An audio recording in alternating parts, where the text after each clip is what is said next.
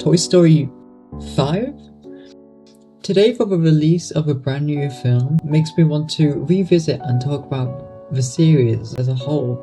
And if you look past the overdone merchandise and obvious heavily marketable characters and seeing this fuck-ass PNG on every single little thing in the 2010s, I remember how important Toy Story actually is. Toy Story was the first proper computer animated first 3D, Toy Story was the first real 3D computer animated film. With each edition, although following the same structure, managed to make you feel something new and fresh each time. Yes, even 4. Like, all of these films are highly praised until this day, and I feel like at any age you can love Toy Story. It feels like a series cleverly crafted to fit any age group, as it's funny, has themes of nostalgia and growing up, and it's a whole lot important for cinema as a whole. Today I will be ranking all of the films, not including... No, not including... No, not Lightyear. Not including Lightyear. It feels a little dumb as there was a whole 2D animated straight-to-video film and TV series from 1999 to 2000, which was supposed to show the real in-universe television show that the Buzz Lightyear toy is based on. I think this film forgot that existed, as this is the exact same idea. Lightyear could be an on-purpose bad live-action remake, as it could be a whole meta joke about flopped live-action remakes, but it would be a bit surprising having Disney make that joke out of all studios.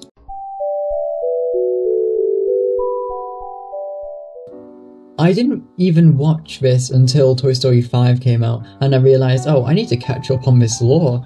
It was okay. It's quite decent. I don't understand the hate. It's weird how this series tried to end itself, just to come back to try and end itself again. And now with Toy Story 5 having a type of ending that's not like the other two entries, I think they can definitely make more, though Toy Story 3 and 4 do not suit or complement each other in any way. One notable thing about this highly unoriginal year for film, it came out the same year as the weird Child's Play remake, so an awful lot of marketing was Toy Story related. But in this weird film's defense, the original ideas for this film were scrapped as MGM, the owners of the Chucky franchise, kept on spitting in the face of the filmmaker's vision. So most of what was meant to be in the film got heavily altered and satirized, as it could not have any relation to the original source material in any way. This had a chance to be a decent film if it didn't have Child's Play in big letters as the title. A series that wasn't very desperate for a remake for its own cast and crew since 1988 has always stayed together, giving these weird films their honest heart, as remakeable as something like Friday the 13th, to be honest.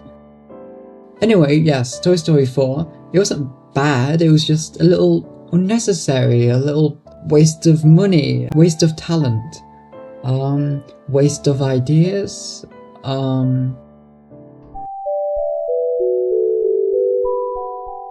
repeating myself, but Toy Story was the first real 3D computer animated film, with each edition, although all following the same structure, managed to make you feel something new and fresh each time. Like, all of these films are very highly praised till this day.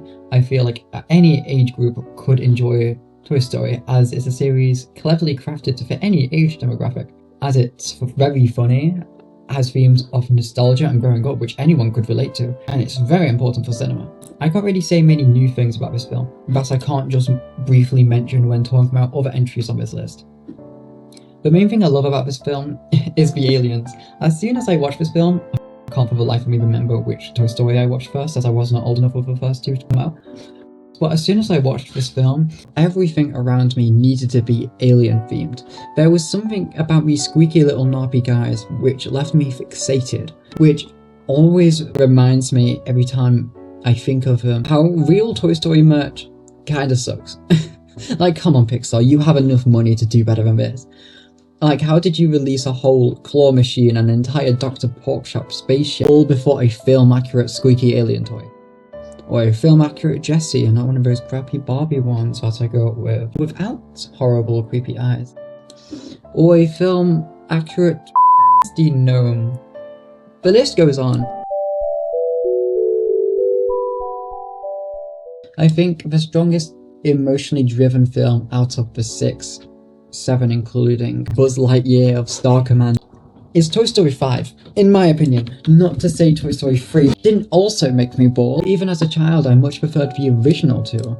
And that was years and years before this list, totally putting this strong, emotionally driven film above the original, which is very important, though quite basic in concept, especially in today's standards. This film is good, but I don't quite see myself praising it as much as the others. This film opens very promisingly. The opening sequence is a highlight of the film for me. I love how Toy Story 5 changes the art style for when it shows the children's stories during when they are playing. But they get away with using the same art style here because the sequence is just amazing. And I love how it suddenly switches to a montage of Andy, or Danny, depending on who you ask. Maybe I was asking for too much. Toy Story 3 2010, and asking for a whole new art style. Toy Story 5 changes the art style every time Bonnie or Blaze is playing with them, which is such a cute idea. It is mind-blowing how much the animation has improved over the years. It's like Illumination with its puppet sequence in the horrible Mario Galaxy film, and the book sequences in The Little Prince. Oh my god, if it was just that, I would have loved that film a whole lot. But watching this scene makes my inner child angry that I never managed to get my hands on the evil pork chop spaceship toy set that I yearned for. It was an American exclusive. But onto the actual plot, there is a surprising amount of very marketable characters in this. I'm very surprised that the following film only really had Forky. The bear, Lotso, is terrifying. This is one of the scariest mobs I have ever seen in a film. Scorsese could never write a mob this scary. Like, that doll is absolutely terrifying, and what makes it even more creepy is that it's a baby doll, meaning it will have a brain of a baby. That's just scary. Speaking of horror, there's an awful lot of body horror in this. Like, as a child, seeing Mr. Tortilla Head made me a little uneasy. And now rewatching it and realising why, it's because I am terrified of body horror. But all of Mr. Potato Head's parts all being separately brained is such a funny idea. This is the final film in the list where they juggle the characters really, really well. The use of the characters in this is really, really good, I think. Oh, I'm sad to see some toys from Toy Story and Toy Story 2 be obscured. Anyway, time to get controversial.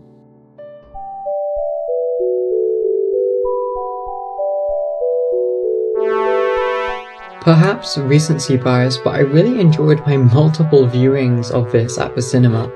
This film was brave.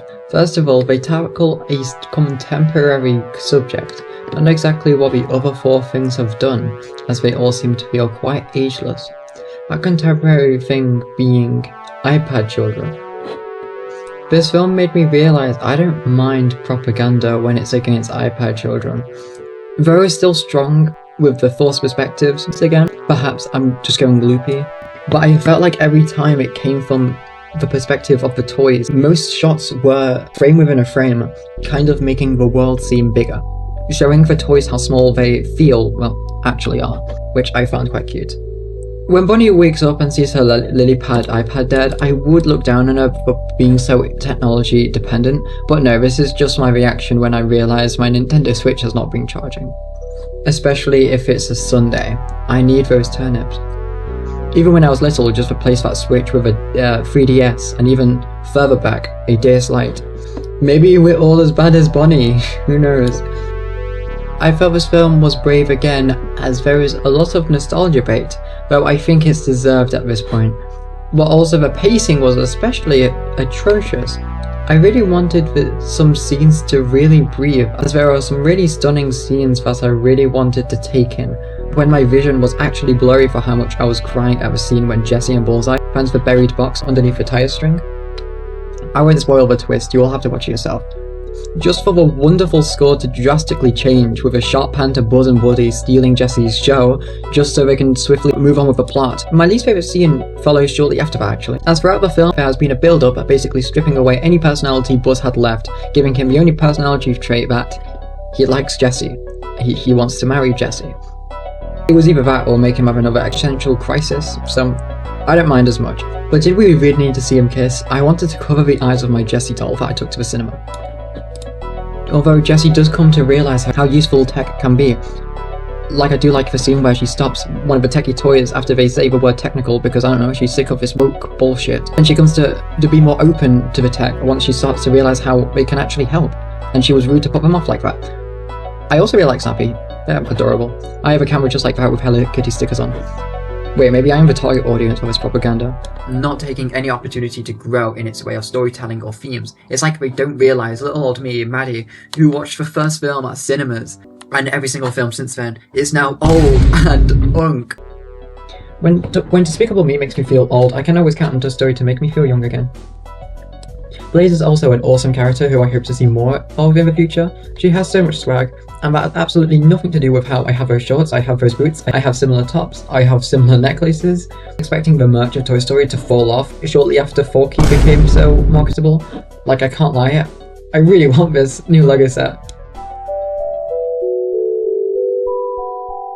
It's rare for a film series made primarily for children, capitalistic animated series with sequels where most fans would consider their favourite to be the second or third.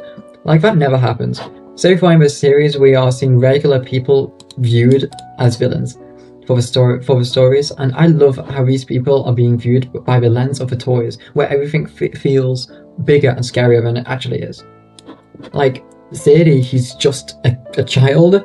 Al, he's just a nerd. The worst thing I think he did was be rude to the people on the phone.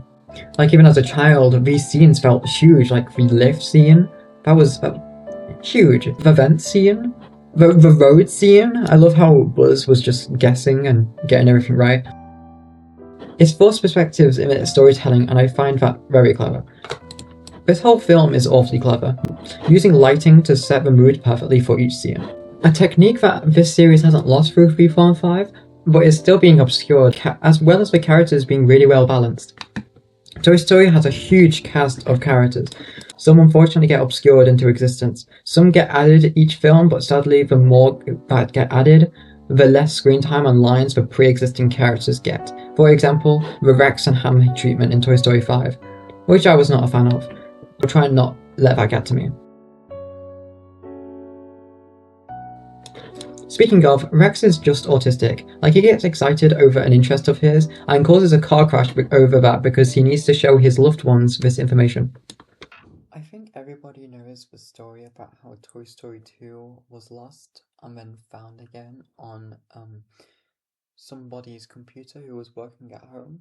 But Pixar didn't care about Toy Story 2 anyway, as they wanted it to be a straight-to-video film, as they didn't think it was as good as the original. That's just insane to me. And even more insane is that the footage they found on that person's computer, they didn't like either. So they reanimated all of it within 8 months. That is just insane.